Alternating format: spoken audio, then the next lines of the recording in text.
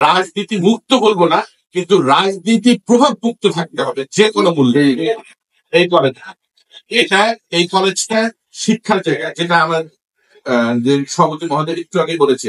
এইখানে আমরা ছাত্ররা আসবে, শিক্ষা গ্রহণ করবে, শিক্ষার্থীরা শিক্ষা দান করবে।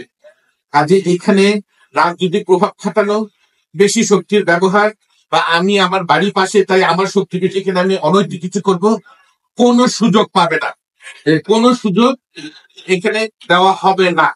এটা কারা দিবে না, এটা আমি সারি জন্য, এটা কাপাসিয়াবাসী দিবে না। এই 16-17 বছরের যে জঞ্জাল, সেটা যেমন সরানো দুরূহ, আমাদেরকে নতুন ভাবে যে আমরা জেনারেশন সি বলি, যে নতুন যে প্রজন্ম আমাদেরকে শিখিয়েছে ফ্যাসিস্টদেরকে কিভাবে সরিয়ে দিয়ে নতুন বাংলাদেশ গড়ার যে স্বপ্নটা যে তারা দেখিয়েছে, সেটা বাস্তবায়ন কিন্তু আমাদেরকেই করতে হবে।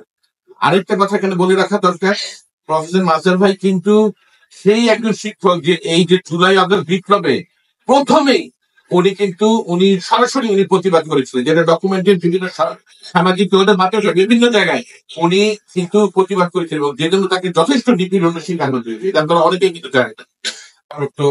অধ্যক্ষ, সম্মানিত শিক্ষক শিবিরবৃন্দ, বিভিন্ন রাজনৈতিক দল থেকে আগত নেতৃবৃন্দ, আমাদের সাংবাদিক ভাই বোনেরা, সবাইকে আসসালামু আলাইকুম।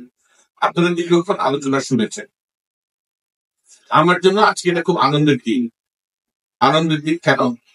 কারণ আমি মনে করছি, আমি বিশ্বাস করছি যে আজকে কাপাসিয়া ডিগ্রি কলেজ, কাপাসিয়া এই কলেজের প্রতিষ্ঠানের ইতিহাসে সবচেয়ে সক্ষম এবং সবচেয়ে ভালো উপযুক্ত একটি গভর্নর বডির হাতে আমরা দায়িত্ব তুলে দিচ্ছি।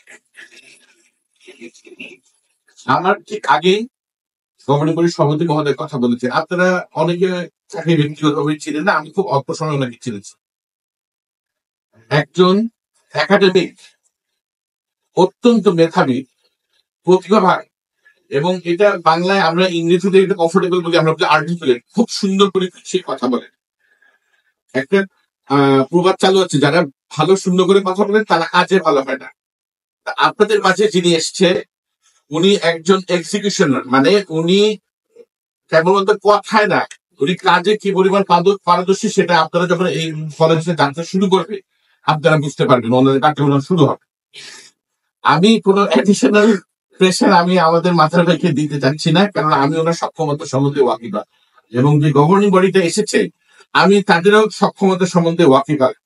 প্রতিটি মানুষকেই আমরা চিনি, ব্যক্তিগতভাবে চিনি, তাদের কাজের পরিধি আমরা জানি। কাজে আমাদের আকাঙ্ক্ষা কাপাসিয়াবাসী, এখানে আমি শারীরিক কথা বলছি কাপাসিয়াবাসী হিসাবে। আপনারা আমার বলুন, দাদার কথা শুনেছেন, আমার বাবার কথা শুনেছেন, এই কলেজের কন্ট্রিবিউশনের ব্যাপারে আমি কোনো কিছুই করতে পারিনি। আমি অল্প কয়েকদিন দায়িত্বে ছিলাম, আমি ছোট কিছু জিনিস আমি এখানে লক্ষ্য করেছি, যেটা ওনারা গভর্নিং বডি বসবেন, সামনে কথা বলবেন। বিশেষ করে আবারও গভর্নমেন্ট সভাপতির কথা আসে, যেহেতু উনি একটি বিশ্ববিদ্যালয়ে গুরুত্বপূর্ণ একটি অবস্থানে আছে, একটি শিক্ষা প্রতিষ্ঠান কিভাবে চালাতে হয়, সেটার মঙ্গলের জন্য কি করতে হয়, আমাদের এখানে ছাত্রছাত্রী কেন কমে যাচ্ছে, অবকাঠামো কি উন্নয়ন দরকার, সবকিছুই কিন্তু উনি অত্যন্ত দক্ষতার সাথে উনি কিন্তু মোকাবেলা করতে পারবেন, এবং আপনাদেরকে এখানে নেতৃত্ব দিতে পারবেন। সেই সাথে আমাদের অ্যাডভোকেট ইকবাল ভাই, যিনি এখন রাষ্ট্রীয় সর্বোচ্চ যে আইন কর্মকর্তা, আমাদের অ্যাটর্নি জেনারেল অফিসে উনি অ্যাসিস্ট্যান্ট অ্যাটর্নি জেনারেল হিসেবে আছেন, উনি বললেন যে আইনি বিষয়। তবে সেই সাথে আমি একটা জিনিস যোগ করতে চাই, যদিও আমাদের এখানে আইনি কোনো জটিলতা নাই ভূমি সংক্রান্ত, আমাদের প্রফেসর সাহেবের সহধর্মিণী উনি ওদের জয়েন্ট সেক্রেটারি ল্যাব, কাজে সব দিক থেকেই আপনারা কিন্তু একটি, মানে আপনারা যেটাকে আমরা এখন বলি না প্যাকেজ, প্যাকেজ দিয়ে আমি আপনাদের একটা প্যাকেজ অফার করলাম।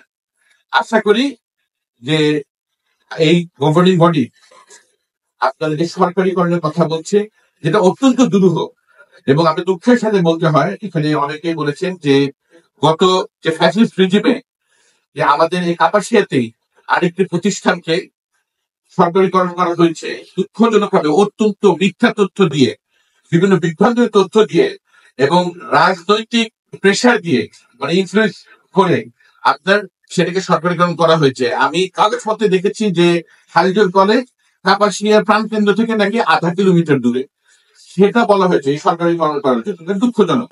যেখানে গাজীপুর জেলার সবচেয়ে পুরনো কলেজ এবং আমাদের যে এই কলেজের যে জায়গা, এই যে 19 একর জায়গা, বিশাল জায়গা, খুব কম কলেজে কিন্তু এরকম আছে।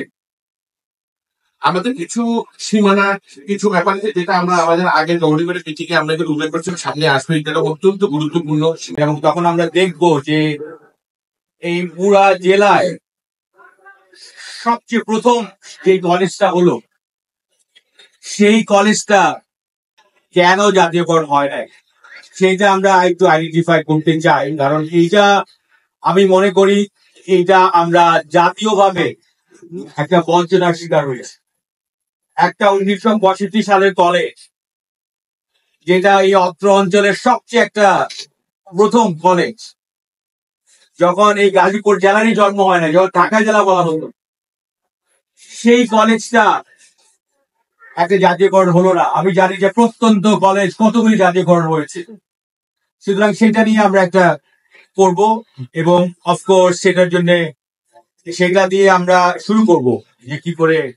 আমি খুবই আনন্দিত, আপ্লুত, আমার একটা ইমোশনাল জার্নি হবে এটা এই জন্যে যে আমার বাবা এবং মা দুজনেই স্কুলের ছাত্রী। এখন যে বাংলাদেশি জাতীয় ইসলামিক চেতনাতে রাজনীতি সমস্ত বাংলাদেশে হচ্ছে, আমি মনে করি গাজীপুর জেলার এই মানে ইসলামী মূল্যবিদের প্রতিষ্ঠা হলো ফকির আব্দুল মান্নান সাহেব। কারণ উনি মুসলিম কি হতেন, মুসলিম তারা এই আমার ইসলামিক চেতনা বিশ্বাসী ছিলেন।